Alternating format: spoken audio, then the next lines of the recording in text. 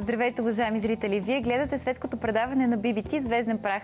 В днешното ни издание сме поканили за един чисто женски откровен разговор певицата и актриса Деси Тенекиджиева.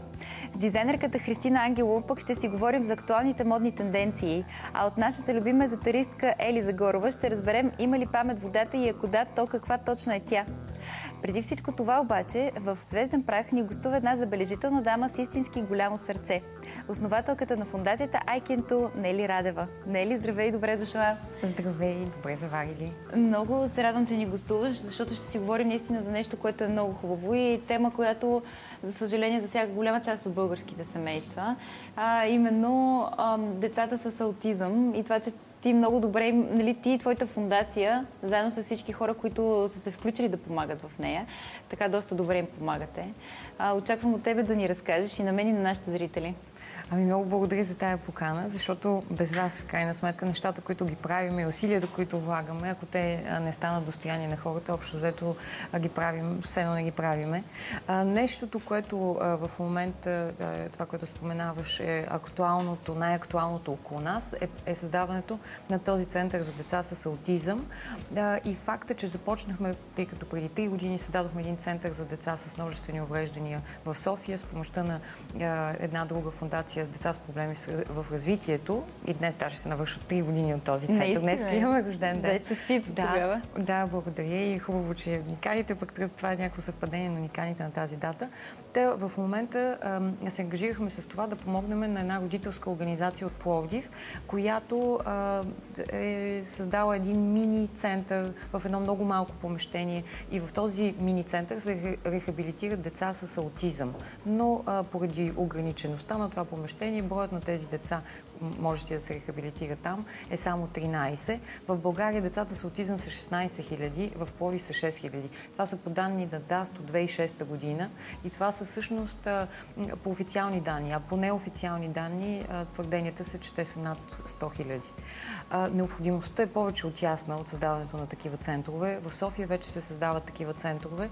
В момента, вследствие на нашите многогодишни усилия, вече да го кажем 2-годишни усилия, в които създаваме различни концерти. Много от музикантите, с които работим, ни подкрепят, като те посвещават своите други клубни участия на инициативата, с което пък популяризират и сред тяхните фенове и бидейки канени в предавания телевизионни, също говорят за необходимостта от създаването на такъв център. И в резултат на всичките тези наши съвместни усилия, не само на Айкенто, на всички хора, които ни подкрепят, общината в Пловдив реши да ни даде абсолютно безвъзмездно за 10-годишно ползване едно помещение в третия етаж на една клиника в Пловдив. То е в много окаян вид обаче и в момента пак една армия от хора, които ни помагат, започнаха така структурно да ни помагат. Първо беше необходимо да се създаде един бюджет на това колко ще струва ремонта на това помещение и едни архитекти, които пак чрез музиката научиха за нас всъщност и са наши фенове.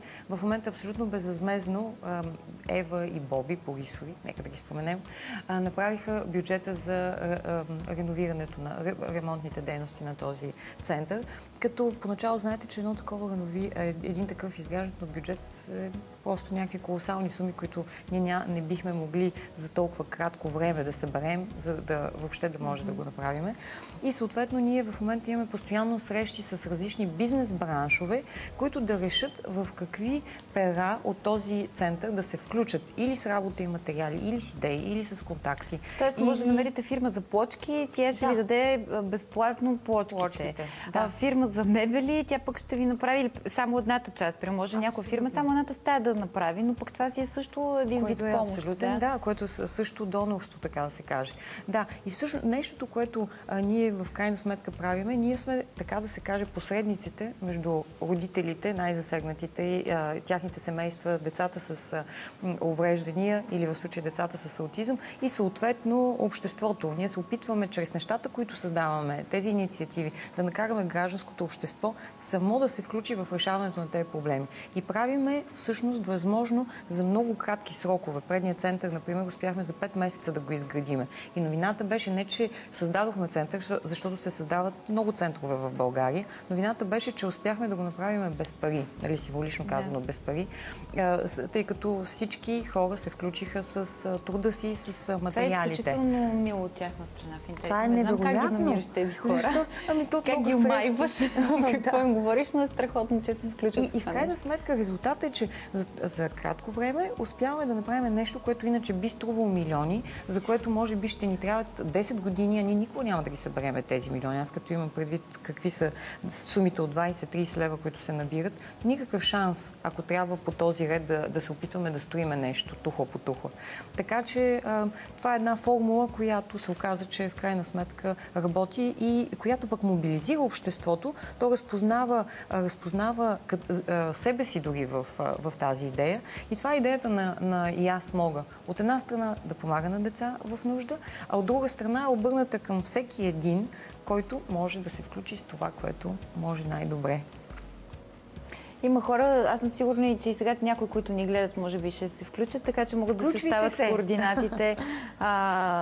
Могат да ни пишат на нашия имейл звезден_прах@bbt.tv и да се включат в тази инициатива. Ние ще дадем твоите координати. Те могат да влязат и на сайта ican2.eu като European Union и там е поместен също бюджета и всеки да хареса едно от перата, по което би искал да помогне и да заповяда. Добре, а кажи ми как ти ли ходиш да търсиш тези хора? Как Ами да, аз имам на ден. В смисъл, ние сме 2 човека. Една асистентка, да го кажем 2,5. Една асистентка, която е през цялото време в офис и още едно момиче, което идва да ни помага. И аз и една, както казах, една огромна такава група от помощници, да, които в крайна сметка ние ги менижираме, т.е. ние се обаждаме, когато имаме нужда от някаква помощ, когато имаме нужда от някой контакт, те опосредстват този контакт, защото е много по-лесно, когато се срещнеш на някакво по-високо ниво с съответната фирма и тогава нещата стават не по каналния ред, а стават и се случват. И това е въпрос на много работа и съответно на една посока, имайки посоката и знаейки какво искаш да постигнеш, е малко по-лесно. Не се луташ толкова много. Между другото, за твоята фундация, нали, iCan2 е една от най-известните фундации в момента в България, най-дейните. Наистина ли? Ами да. Направихте и сега един фестивал. Фестивал ли се нарича? Конференцията Сими. Не фестивал.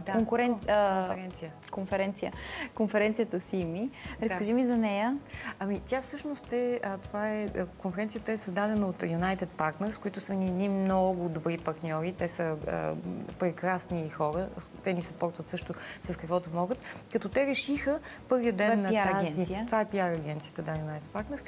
Като те решиха първия ден от тази конференция да бъде посветен на благотворителността и съответно на този ден ние решихме наименованието беше Music is for, и в случая беше Music is for Charity, нали, музиката е за благотворителността. Поканихме много от музикантите, лицата на iCan2, с които работиме, много от хората, които така да се каже са зад кадър, зад камера, които пък правят възможно видимостта на iCan2, дизайнери, хората, които ни направиха сайт, сега едни момчета и момичета ни предложиха да ни направят нов сайт, имаме нов сайт.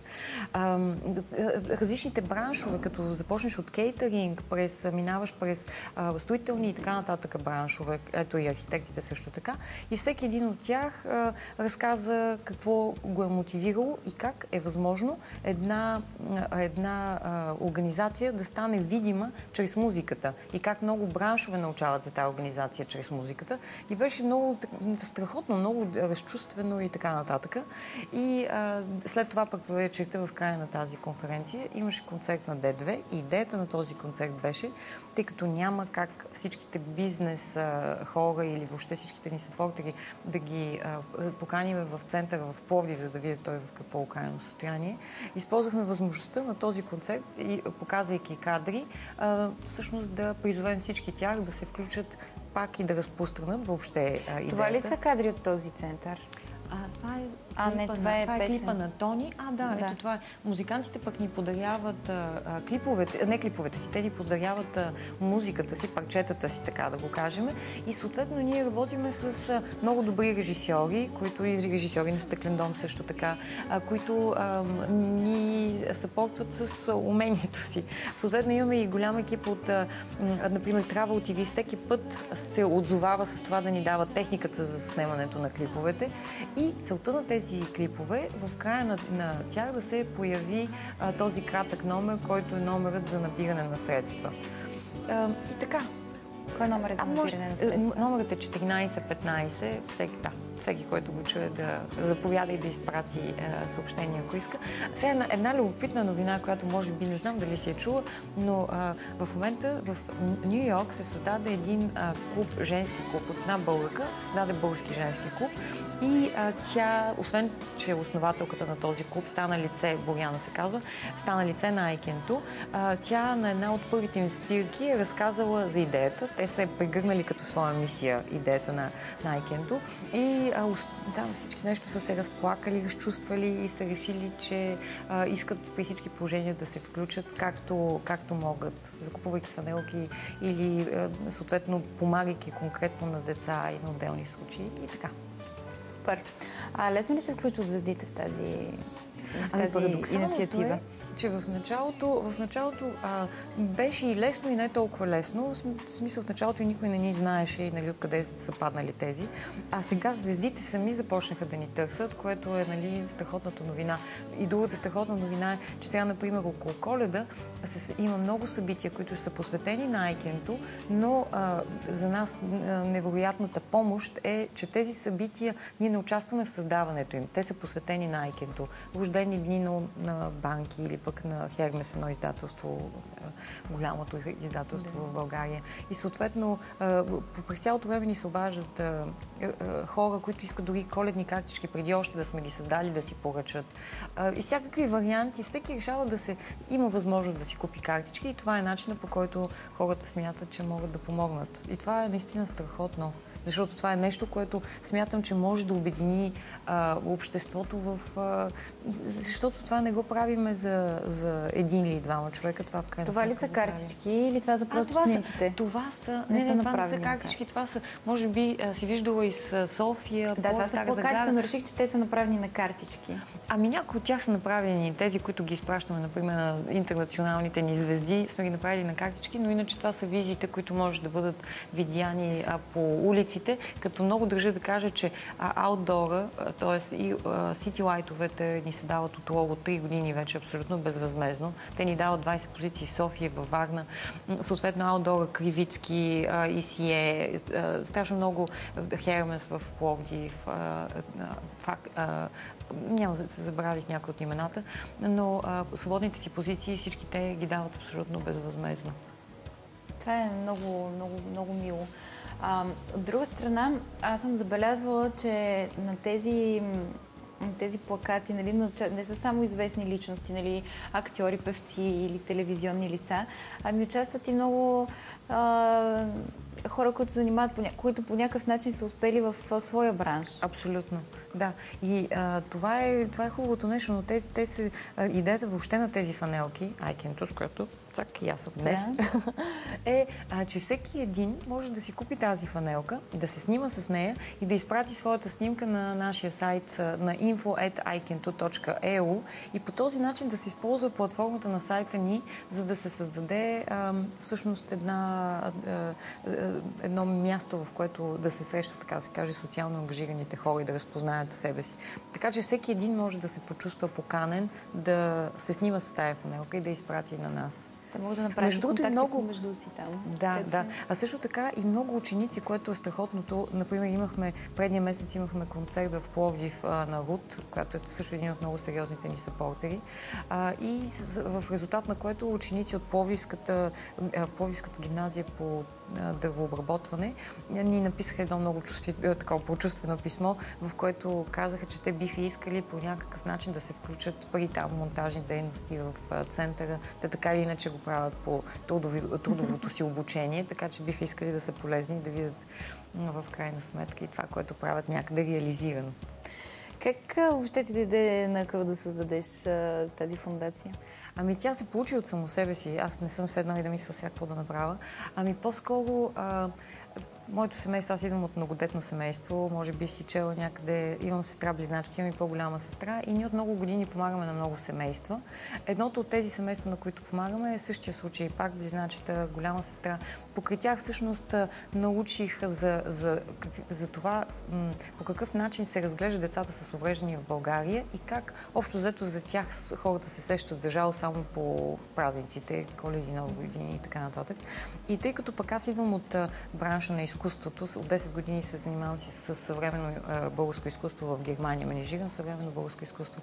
Работила съм също в една немска телевизия и си казах как е възможно да направим така, че през цялата година да се говори за тези деца, но по един много красив начин и да накараме хората да се усмихват, когато се говори за тях, а не да ги разплакваме, защото това е една много такава деликатна тема също така. И това ще е и възможността да ги интегрираме тези деца. И идеята ми беше, че чрез изкуството това би било един много красив начин, по който ще сме интересни на вас, медиите, а също така ще сме интересни и на обществото. И направих един конкурс за детска рисунка, от който избрах 10 работи. Реших, че всъщност хубаво е тези детски рисунки да бъдат видяни, след като хората не ходят при изкуството, то да отиде при тях. Обадих се на Метрополис, едни от най-големите билбордове, които пък като разбраха каква е идеята, казах: вау, страхотно, може да заповядате в офиса и да си изберете колкото искате билборда, което беше вау, за мен е, нали, супер парадоксално. Те ме попитаха с коя печатница работи, като аз им казах, аз нямам бюджет за печатница, но те ме свързаха с печатница, която ги направи безвъзмезно. Тогава типо принт. Съответно пък от градския транспорт, понеже аз ходих и от медия на медия, министерство на министерство, обадиха се от градския транспорт и казаха, че и те искат да се включат. Тая инициатива била страхотна. Тогава, между другото, си спомням, че и ние се включихме там пред НДК, това, което беше едно събиране след това, нали? Пред НДК беше малко години по-късно. Да, това е вече години след това. Преди това имаше един ретро трамвай, ако си спомняш, в който децата рисуваха. Той ги отведе ги в червената къща. И както и да е, в периодът на тази моя активност, всеки път всичките хора, с които говорих, от среща на телефона, ме питаха: кой стои зад вас, момиче? И аз си казах: вау, кой стои зад мен? Аз стоя зад себе си. Говорих с адвоката си, и той каза, че цялото това нещо трябва да има юридическа основа и че юридическата основа трябва да се нарича фондация. В момента, в който се създаде, естествено аз веднага създадох фондация, и в момента, в който я създадох, се конфронтирах и с значението на тая дума в България, което не е най-лицеприятните за жалост. И затова започнахме да работим на този принцип. Не да набираме средства, а по-скоро, тъй като хората имат желание в България да помагат, но виждайки къде отива тяхната помощ. Чисто материално или с кой каквото може. Нели, искам да ти кажа, че изключително съм впечатлена от твоята лична история. Още повече знам, че по този начин семейство не се изхранва. Така че знам колко е трудно. Тоест не знам, и предполагам колко е трудно и колко усилия влагаш. Много ти благодаря за това гостуване. Много благодаря и аз за сърдечността. Да сме помогнали поне на един човек, който да ви открие и да помогне на тези деца. Ами желанието ви вече е помощ, наистина. Това ни мотивира нас пък да работим и да продължиме. Благодаря ти още веднъж. Ако искаш, изгледай сега с нас. Ние една стара наша рубрика за завръща, наречена В чантата. Даже някой път съм сигурна, че и тебе ще те хванем, но тясно. Какво има в нея? Ще видиш сега. Уважаеми зрители, много ни писахте, много искахте да върнем една стара наша рубрика В чантата. Ето, връщаме я.